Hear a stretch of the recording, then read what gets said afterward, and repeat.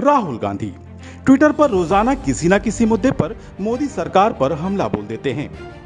अब राहुल गांधी ने petrol diesel के बढ़ते दामों को लेकर एक ट्वीट किया। राहुल ने सवाल पूछा कि पेट्रोल डीजल के दाम कब कम होंगे, क्या जब अगले चुनाव होंगे तब? वैसे राहुल गांधी को यह सवाल मनमोहन सिंह से पूछना चाहिए था। इसका कारण हम आपको आगे बताएंगे, पर सवाल पूछा गया है तो इसका जवाब जानना भी बेहद जरूरी है। बहरहाल इसमें कोई दो राय नहीं कि पेट्रोल और डीजल के दाम रोजाना बढ़ रहे हैं। देश के कई हिस्सों में पेट्रोल 100 रुपए प्रति लीटर के पार पहुंच गया है। ऐसे में सवाल पूछा जाना तो लाजमी है, पर विडंबना देखिए कि जिसने ये सवाल पूछा है उसका जवाब उन्हीं ने छुपा रखा है। कितने तेजस्वी लोग हैं हमारे पास, कितने शानदार विचार रखते हैं जी।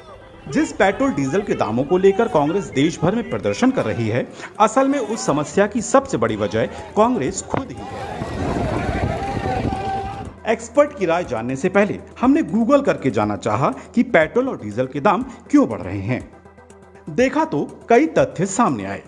उनमें से एक सबसे महत्वपूर्ण चीज जिसे कांग्रेस कभी नहीं बताती वो है ऑयल बॉन्ड्स। अब ये ऑयल बॉन्ड्स क्या हैं और कैसे मोदी सरकार के गले की फांस बन गया है, इसे समझ लेते हैं। आपको जानकर हैरानी होगी कि पेट्रोल डीजल की बढ़ती कीमतों की ज्यादा जिम्मेदारी मोदी सरकार की नहीं बल्कि मनमोहन सिंह सरकार की थी। दरअसल पूर्व में कच्चे तेल के महंगा होने पर उसका पूरा बोझ आम जनता पर नहीं डाला जाता था, बल्कि सब्सिडी की व्यवस्था होती थी और इस सब्सिडी की राशि के बदले तेल कंपनियों को ऑयल बॉन्ड्स जारी किए जाते थे। इन बॉन्ड्स का मैच्योरिटी पीरियड 10 से 20 वर्ष का होता था। सरल भाषा में बताएं तो उस समय की यूपीए सरकार ने तेल कंपनियों को कहा कि हम आपको सब्सिडी नहीं दे सकते, लेकिन फिर भी आप तेल की कीमतें मत बढ़ाओ। इसकी भरपाई के लिए हम आपको बॉन्ड जारी कर रहे हैं जो हम धीरे धीरे चुका देंगे। ऐसा करने से जनता भी खुश हो गई और तेल कंपनियों को भी लगा कि पेट्रोल और डीजल की कीमतें ना बढ़ा के फौरी तौर पर भले ही नुकसान हो जाए, पर 10 से 20 सालों बाद तो पैसा ब्याज सहित वापस आ ही जाएगा। ये बर्बादी का पेड़ जो कांग्रेस उस समय लगा गई, उसके कड़वे फल बीजेपी के खाते में आ गए। उस समय बांटे गए ऑयल बॉन्ड्स अब मोदी सरकार को ब्याज के साथ चुकाने पड़ रहे हैं। चलिए अब आपको बताते हैं कि मोदी सरकार पर इन बॉन्ड्स का कितना बोझ है और उसे वो किस तरह से चुकाएगी। पिछली सरकारों ने 1.31 लाख करोड़ के ऑयल बॉन्ड्स जारी किए।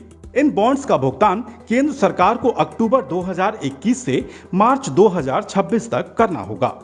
इस साल केंद्र को बॉन्ड्स पर करीब 20,000 करोड़ रुपए का ही ब्याज चुकाना होगा। वित्त मंत्रालय ने जो आंकड़े दिए हैं उसमें बताया गया है कि इस साल अक्टूबर नवंबर में केंद्र 5-5 हजार करोड़ के बॉन्ड्स का पेमेंट करेगा। इसके बाद साल 2023 में केंद्र 22,000 करोड़ रुपए के बॉन्ड्स का भुगतान करेगा। साल 2024 में 40,000 करोड़ के बॉन्ड्स का पेमेंट करेगा और साल 2026 में 37,000 करोड़ के बॉन्ड्स की केंद्र अदायगी करेगा।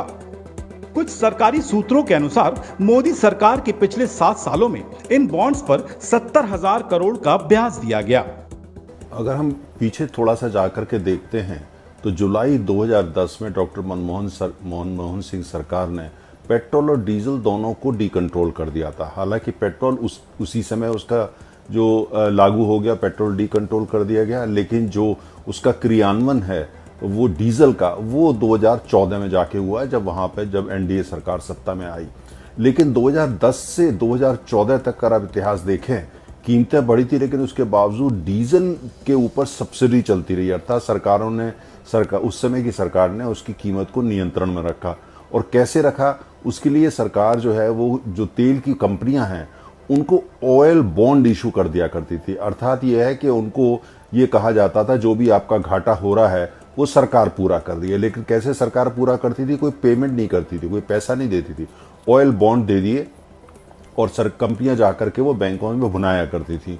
लेकिन उसका नतीजा ऑयल बॉन्ड का मत ये था, उसका जो भुगतान है वो आने वाली सरकारें करेंगी। अर्थात 5 साल बाद, 6 साल बाद, 8 साल बाद जो भी सरकार सत्ता में आएगी वो करेगी। तो वो सारा 2010 से 2014 तक, उस समय जो कि सब्सिडी दी गई या जो कंट्रोल प्राइस थी डॉक्टर मनमोहन सिंह या कांग्रेस सरकार की, उस तमाम चीजों का जो भुगतान जो अरबों खरबों रुपया है वो आज तक जो है, ये अब जो उसके बाद सरकार आई एनडीए की, एनडीए 1, एनडीए 2, वो सरकार आज तक उसका कर रही है। आपको बता दें कि साल 1996-97 के बाद केंद्र सरकारों ने तेल कंपनियों के घाटे की भरपाई के लिए ऑयल बॉन्ड्स जारी करने का फार्मूला निकाला था। ऑयल बॉन्ड्स जारी कर तत्कालीन यूपीए सरकार ने फौरी तौर पर तो ग्राहकों के लिए दाम स्थिर कर रखा था, लेकिन अब उसका भुगतान आम ग्राहकों की जेब से ही होना है।